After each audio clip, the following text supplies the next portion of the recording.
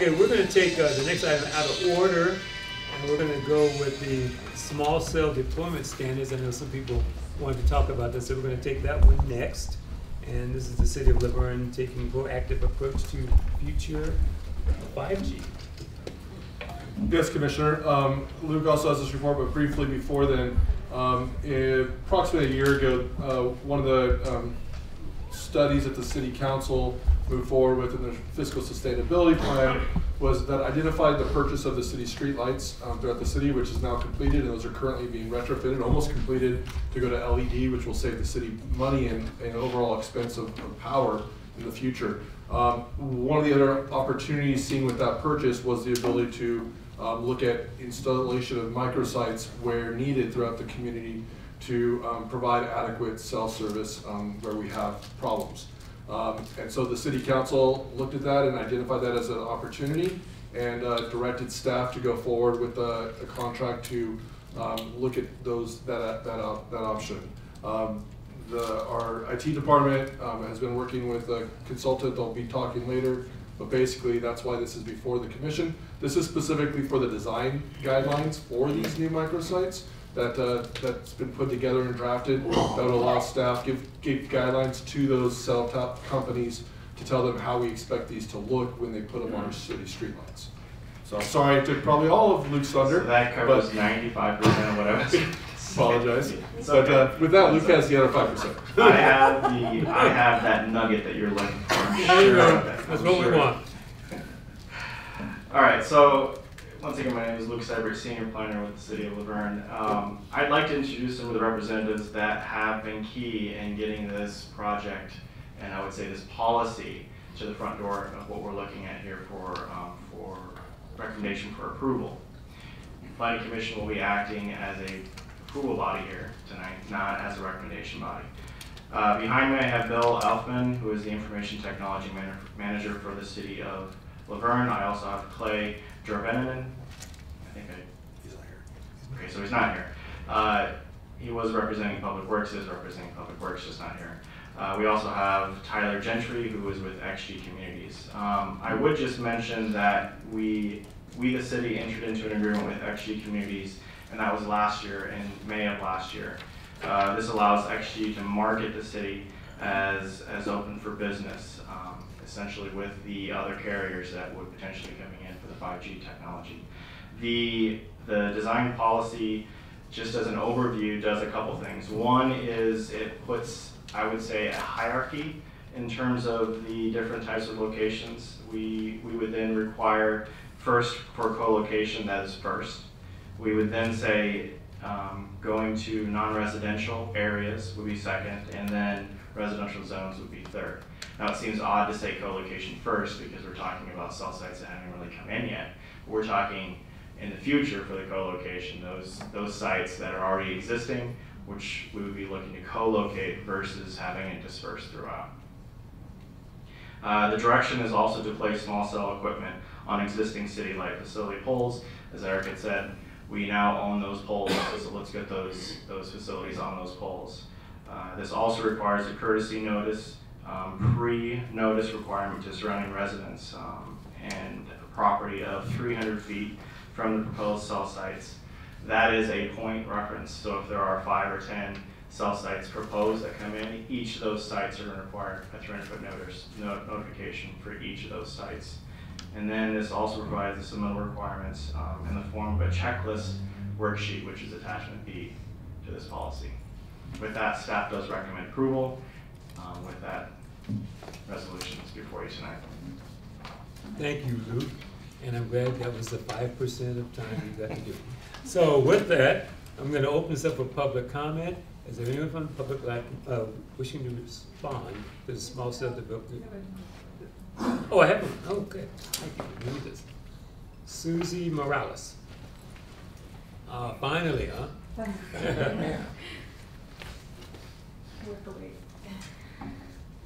Hello, thank you for giving me this opportunity to speak. My name is Susie Morales.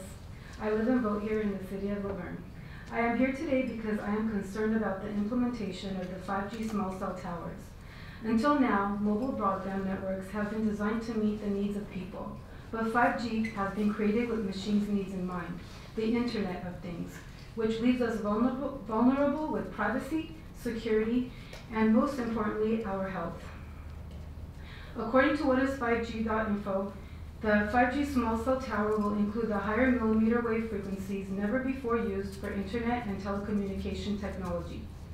These waves do not travel easily through buildings, so 5G will require millions of new cell towers. Recently, a number of wireless companies have stated that 5G signals can travel 3,000 feet, over half a mile. Regardless, the wireless telecom industry is aggressively seeking to outfit lampposts and utility poles around the country with wireless small cell antenna beaming hazardous radiation next to or into our homes 24/7. If we could see the pollution from the radio frequency radiation, it would look like smog that is everywhere all the time. Freedom of choice is a fundamental American right, but with these 5G small cell towers, we will not have a choice. Whether we use them or not, we will be exposed to it. It is important to know that millimeter wave frequencies that will be used in 5G technology is already used by the U.S. Department of Defense crowd dispersal method called the active denial system. They direct the millimeter waves at the crowd to make their skin feel like it's burning. And the telecommunication industry wants to fill our atmosphere with this. According to the EMF Safety Network website, symptoms from exposure to 5G can include fatigue, headache, sleep problems, anxiety, heart problems, learning and memory disorders, ringing in the ears, and increased cancer risk. The World Health Organization's International Agency for Research on Cancer classified radio frequency waves as a potential to be carcinogen. Many studies have found typical exposure to microwave radiation can cause disruption of normal brain development in fetuses, neurological and cognitive problems, heart abnormalities, and oxidative stress that can lead to the development of cancer. Populations especially at risk include pregnant women, children, the elderly, individuals with implanted medical devices, and those with pre-existing cardiac and neurological problems. National Toxicology Program studies found that exposure to high levels of radio frequency radiation, like used in 2G and 3G cell phones, was associated with clear evidence of tumors in the heart and some evidence of tumors in the brains and adrenal glands of male rats. This study was on 2 and 3G, not 5G, which is much higher in radio frequency radiation. During a Michigan House 5G small cell tower legislation hearing, Dr. Sharon Goldberg, an internal medicine physician, stated, "Wireless radiation has biological effects, period. This is no longer a subject for debate when you look at PubMed and the peer-reviewed literature. In humans, we have clear evidence of cancer now. There is no question.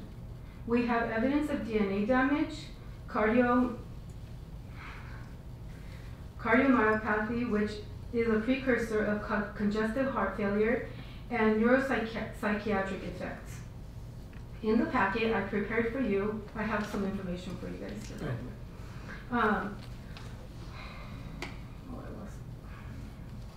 We need you to wrap up. Okay. Furthermore, over 200 scientists and doctors from 35 countries have signed the appeal for 5G, asking a moratorium of the rollout of fifth generation. This telecommunication until potential hazards for human health and environmental have been fully investigated by scientists independent from the industry. Last week, Brussels became the first major city to halt 5G due to health effects. Environmental Minister Celine Fremont made the following statement during an interview. "I cannot welcome such technology in the radiation standards which must protect the citizens, are not respected, 5G or not. The people of Brussels are not guinea pigs whose health I can sell at a profit. We cannot leave anything to doubt. While Brussels becomes the first major international city to block 5G, dozens of local governments have passed legislation to prevent or restrict 5G rollouts due to health effects. Urgency ordinances have been filed for reasons such as health, location, aesthetics, and more. I am here as a concerned citizen, asking the Commission for the opportunity to discuss our options and perhaps explore different solutions for the 5G rollout. Ultimately, I would like to propose the committee to please consider withdrawing from the agreement with XG Communities until further data is available regarding health and safety of 5G small cell towers. Thank you for your time. Thank you, Susie. And Is it, sorry, go ahead. I have some packets here. Okay. You leave it with Darlene. Okay. Okay. Thank you very much. Anyone else from the public have any comment? Yes, sir, you. I'm unknown now. You're always known. Excuse me. Before, during the wilderness plan, I was here just as a private citizen concerning with it. But on this 5G, Ms. Morales is taking the lead on this in our group, the Laverne Coalition of Concerned Citizens. We have over 630 members. And I'm learning a lot about this from her as well. We had other people that were going to speak tonight, but due to family concerns and because wilderness took all the time, they had to leave. So there were other people that wanted to speak to you tonight on this, which I am not ready to. But in any event, just know that there is concern out in the community. And if Brussels decides to not go with this, maybe we ought to experiment on the people of San Dimas for a while. Thank you. All right, anybody else from the public? Yes, sir. Oh, we just love Laverne.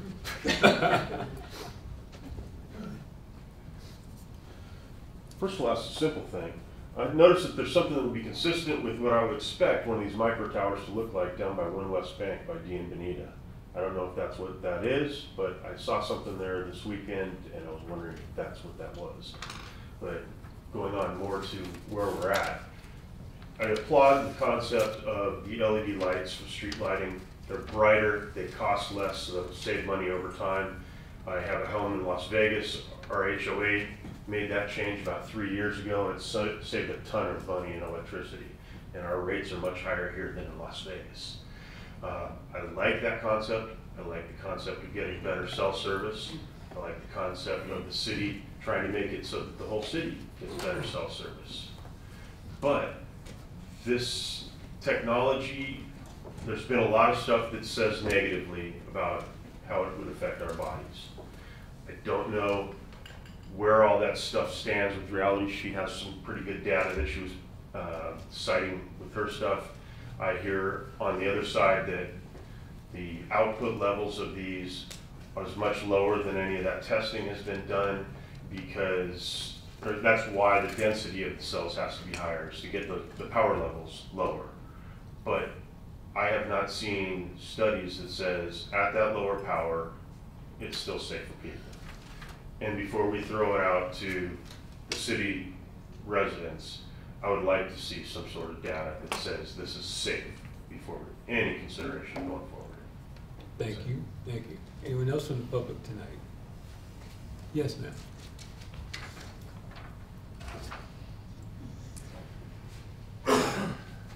Thank you. My name is Sherry King. I live on Wheeler. I'd just like to encourage you to slow down.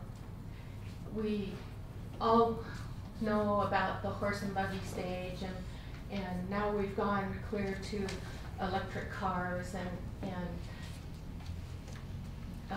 hydrogen cars and battery operated cars, and now we're working on cars that are being driven by themselves. And I don't know how you guys feel about those cars, but I'm scared to death of them.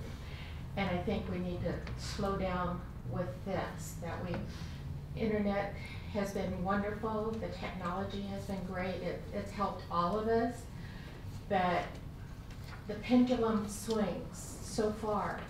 And we came over here to the buggy stage and to the cars, and now we're over here to driverless cars. Where are we going with the internet and this 5G? And I have spoken with a very knowledgeable functional medicine person out of Huntington Beach who says this is highly dangerous, especially to children and pregnant people.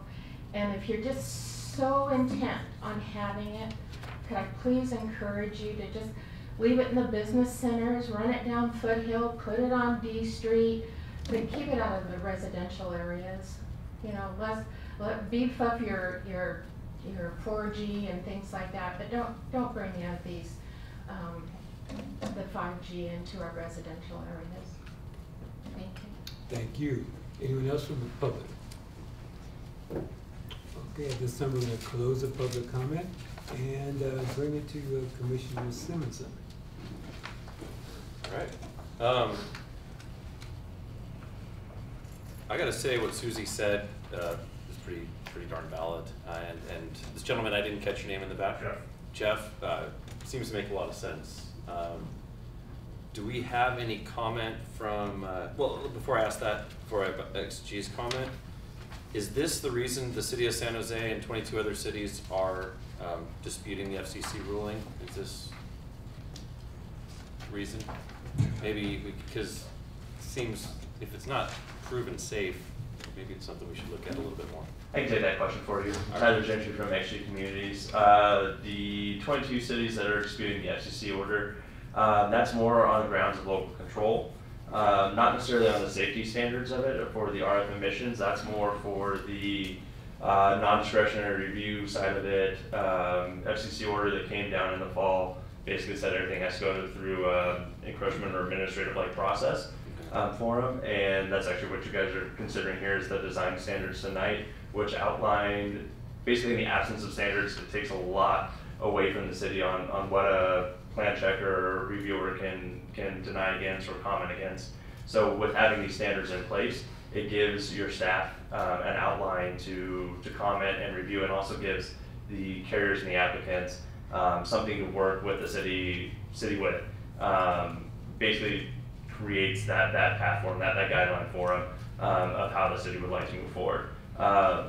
The FCC lawsuit, the people that are doing it right now, it's more about the cost recovery. So there was a cap on fees that you can charge, both for recurring fee and application fees. They limit it to direct and actual cost. So yeah, the cities that are out there with the lawsuit right now are really challenging more of those aspects than the RF emission side of things. So they're trying to fight it so they can charge more to install the system for people like your company's rolling it out. Basically, yeah. What they're trying to do is trying to charge a market rate for attachments within the right of way. So market rate traditionally had been around $1,500 to $2,200. FCC capped at a safe harbor rate of $270 per year. So drastically brought it down from what the market rate had been. And that's what we'd be going under is the $275 raise. Correct. Okay. So on the safety side, what are your comments on that? Safety side of it, so the FCC has released their emission studies and what they consider to be safe. They have different levels of safety. So they have, for the general public, it's uncontrolled general public exposure limits. Small cells typically fall within about 1 to 10% of that threshold. And that's something that they've established as the guideline for cities, that you can't take this into account in your processing application if it falls within that, under that threshold for uncontrolled exposure limits. Okay. On the conditions of, on attachment A, most of it, pretty much 99% of this, am I incorrect, Eric, is all aesthetics. This has to do with This was with the it's design. gonna look good along the design side. And I know as a planning commission, that's gonna be one of our main concerns, but it seems to me that, you know, community bringing up health concerns that maybe we could, I'd recommend, I don't know what course of, I don't know what we can do to kind of back it up. I mean, I'm not saying it's a bad idea. I think Jeff said it best. We all love the idea of better reception and better, you know, technology, but to take a step back and look at it for a second, maybe that's something to do. But I don't know if in our position, that's where we stand. So Bob, maybe you Yeah, you basically don't have jurisdiction to say no to this technology. That is a federal concern, and he's explained how they have arrived at this, and there's There are arguments on both sides. I mean, if you weren't talking about 5G, I mean, some of what I heard, substitute the word vaccination. You know, Right. I mean, there's some people who just don't see that, and others who insist on it. Right. But that's not the question before the commission. You are correct. What you're being asked to adopt is design guidelines, and that's it. You don't have an agenda item that allows you to place a moratorium on this technology or anything. We couldn't recommend a committee like Susie had recommended to discuss with the citizens if they like to adopt this type of technology in our city, regardless of its medical effects. If they just want to know if this is what they want to do as a city or not, we couldn't. That's beyond where we're at too, or we couldn't listen to her on that. Yeah, I mean, it really is, again, with the federal mandates, we have, if somebody walks across the threshold with an application, we have to deal with it. And what you're being asked tonight is to give those plan checkers the most opportunity to look at these things. But if you do nothing, then, you know, we have the shot clock, which requires action within a very short time window, and What happens if we miss the shot clock? They get to build it without our say. Without I any, see what you're saying. okay, without any regulations or controls. Okay. So this is the city design. Sorry, I'm just trying to understand. No, I want to listen. I mean, Yeah, that's fine. these are pretty good concerns, and maybe Yeah, more questions and around it. I'll mention as part of the aesthetic guidelines and as far as the FCC order that came down in the fall of last year, they did provide a date for the establishing of design guidelines by April 15th. And so that's where it's coming to council. It's a federal mandate to have these design guidelines in place by April 15th. And by having them in place, it does give you a little bit more authority on what's actually going into your city and what you'll see come across the permit counter. So, I don't remember the name of the woman who brought this up, but I think to her point then, if you could restrict where they could go, that would be part of the design plan in the sense that you could restrict it from being in residential areas to some. So that's part of the FCC order that came down is they opened up public rights of way across the board. So the city, what they do have control over is time, place, and manner, but you can't prohibit the offering of service. So if there's a gap in service or a data capacity issue or something within or near a residential zone, that zone, a carrier could come in citing federal law that they have the right to occupy, something within the right of way of that zone to provide that service. So that could be a street light, which for most cities that's preferable because the other options are new pole, so a standalone new pole or distribution poles or basically just about anything within the right of way. Street lights you have a lot more set of control over. And that's why in the preferences that you see, we say co-locations onto a city-owned streetlight first as a preferable option, and then also say as preference commercial zones, industrial zones over residential. But there's not the city doesn't have the jurisdiction to say you cannot be in a residentially zoned area. Okay, so then I want to take this. I'm going to pare this down as much as possible because I want to make sure I understand this. So whether or not we think 5G is safe or appropriate or whatever it is, it's coming. Yes. Okay. So, and there is no ability of this commission or of the city to say this will be a 5G free zone. Is that correct? Yeah, basically the FCC has come in and said, done away with any sort of discretion on that side for the cities as a matter of bringing broadband service and closing digital divide for communities across the U.S. Okay, so I wanted to clarify that so that we understand what our rights and obligations and ability to affect any change is or is not. So what is before us today is simply I guess the most highest level of ability to restrict or control that is available to us under federal law. Yes. Is that correct? Yes, so that's part of what we do for the city is help consult on the regulatory side, but also help create points of leverage for the city and help them assert all the rights that you guys are still afforded.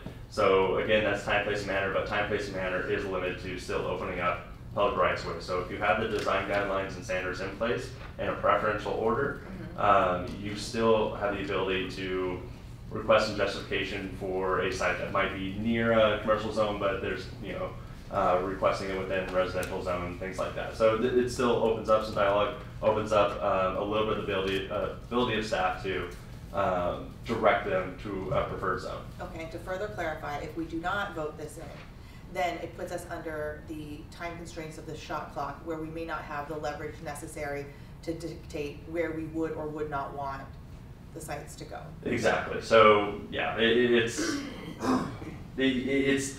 trying to get you guys into a place of compliance where you're still asserting your rights, where you're still coming from a position of having a preference and having ability to review against, or an outline to review against for these applications.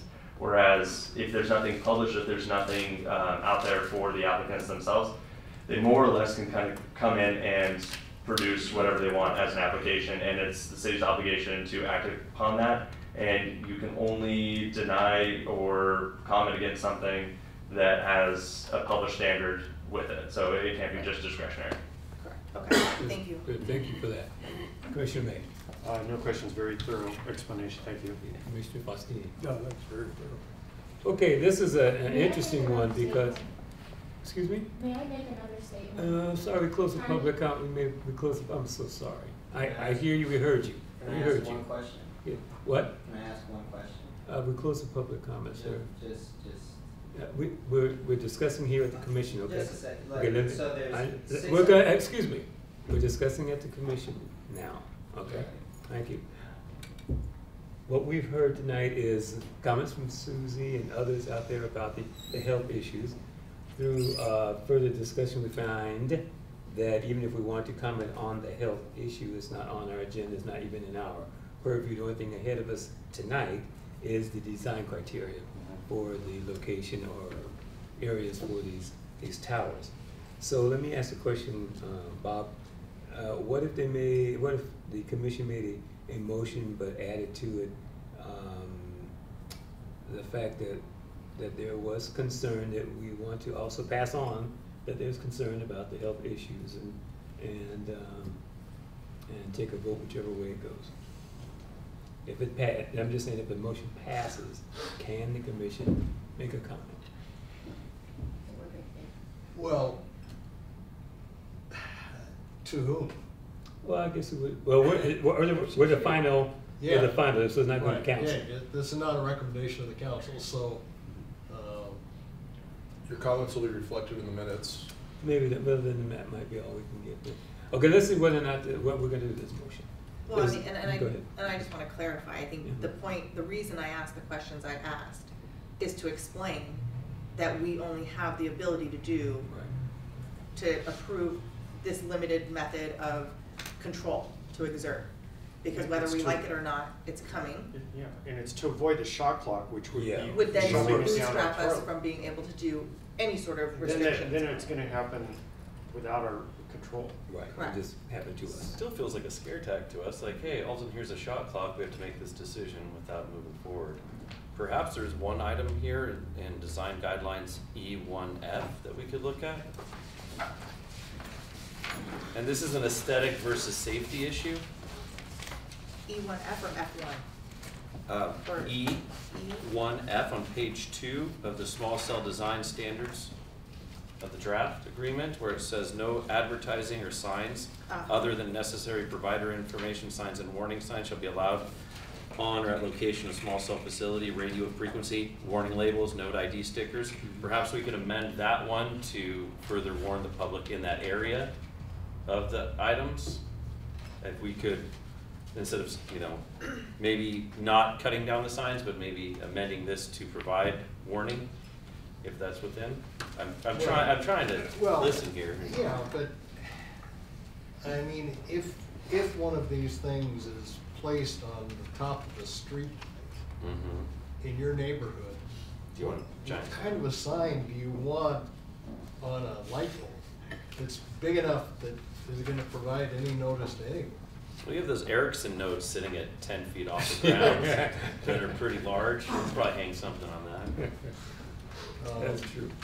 I don't know. I mean, discretion, this is obviously going to go through a planning phase. This isn't the last, they're going to have to then use And the planning radius, department to. radius notices are part of this. It's part of that, yeah. I have a question. Where did the design criteria on page, Right here? where did that come from? I mean, who drafted that? I imagine that is a question for Luke to answer. Yeah, exhibit 1. So these standards that were built from the ground up were borrowed from other cities in doing so. In addition to that, we were looking at standards that still didn't necessarily step on the toes of federal FCC regulations, right? But also provided us, the city, with some sort of teeth as chiseled or not chiseled as they are, to move forward from a design standpoint. Remember, this is design we're looking at. So signs, that was intentional. When I was looking at that, I thought, yes, absolutely, from a design standpoint, we don't want a sign. We want this to remain stealth, if you will, and that was the original purpose for it. And looking at it the first time before I heard Susie talk, that's exactly what I thought too. Oh yeah, keep them insignificant, you know, hopefully you don't notice them, but I just don't know if that sounds different now from a couple of comments. Okay, at this time, we're going to go ahead and thank the commissioners for all the comments on this. Thank you, Commissioner Lau, for the clarification. It is very helpful. So at this time, I'd like to have a motion, and also remember, all of this will be reflected in the minutes, our conversations. So is there a motion for approval of the small cell deployment standards, the design standards to give the staff the ability to review the input on these poles that will be coming throughout the city for 5G? Is there a motion to go forward? Understanding that if we don't, it's going to happen anyway. So, now, given the information to date and the situation in which we find ourselves, I move to approve the design policy for the small cell sites as identified in the report. is there a second? I'll second it. And Faustini, all those in favor say aye. Aye. Opposed? Passes. Thank you very much, and thank you, all of you that had comments on this one. Thank you very much. That was very enlightening, the information that you provided to the commission tonight. Thank you very much. Okay, we're going to go back now to Capital Improvements Program, staff presentation. Eric. Nothing to add. It's Principal Planner Ken Spokock has to report. Hello again. So the City of Laverne continues to prepare and adopt a capital improvement program as part of the annual budget and to more responsibly plan for long-range capital improvements. The proposed current year, so 1920, and 5-year, so 20 to 25, capital improvement program lists all capital improvements and special projects to be undertaken and identifies schedules for potential funding sources. The proposed capital improvement program contains a total of 62 projects, 32 being in 1920, and an approximate total of $38 million. Given that a total of these projects are dependent upon grants and outside resources, implementation is dependent upon available funding. The CIP includes representation from all city departments in coordination with the city manager and the public works director. The Planning Commission is asked to review the proposed CIP and to determine consistency with the adopted general plan. The Commission is requested to not attempt to determine the need or specific description of individual projects, noting these are determined by the respective departments and city manager, and will ultimately be approved or rejected by the City Council as part of the budget adoption process. Tables are listed in the report showing the proposed CIP and respective identified general plan policies. The main objective is to confirm that a project is consistent with the general plan policy. Staff recommends that the Planning Commission review the proposed CIP and adopt Resolution 1239, certifying that the proposed CIP for 2019-2020 and 2020 through 25 is consistent with the adopted general plan. I'm available if you have any questions. Thank you, Candace. Again, another great report. Is there anyone from the public? Open this up for public comment at this time. Anyone from the public wanting to comment on the program of improvements here in the city? Once, twice, that's it. Closing the public comment. Coming back to the dais, Commissioner May. I don't have any questions. Commissioner Simpson. No questions. Commissioner Faustini. No questions. Commissioner Lau. No questions. And I have no questions either. It's a good report. And at this time, there was just information, Eric. No, you do have to adopt resolution Adopt the number. resolution. Okay. So I need a motion and a second, please. Okay, need a motion and a second for the adoption of the Capital Improvements Program, CIP, for the city of Laverne. Do I have a motion? I'll make a motion that we accept 201, 920, 202, 2021, and 2425. Okay, so that'll be all the items of the improvement. 1, 2, 3. I'll second. And second by Simonson. All those in favor say aye. Aye. Opposed? Abstain. And thank you very much, staff, for that very good presentation. Thank you for a very long night. Thank you, the public that's remaining, for hanging in there with us. This is a long evening for us. We appreciate you staying. And Eric, is there anything else we could do? Just as I mentioned earlier, I want to make sure you are all aware that there are 2 vacancies coming up on the Planning Commission. And so there are open enrollment, basically. Applications are being accepted through the end of the month. Anybody that's interested could go on the website and download the application form. The only real requirements is that you're over 18 years of age or older, and that you've lived in Laverne for at least 1 year. And then the City Council will interview qualified candidates, and then appoint to those 2 empty seats. The only other thing I want to add tonight is the fact that in May I won't be here. I'm going to have an operation, unfortunately, and I'll be back in June for my last meeting, and see you then. So with that, we adjourn the meeting tonight. Thank you very much. Thank you. Wow, my countdown clock had 2. Yeah. There's only 1. There you go.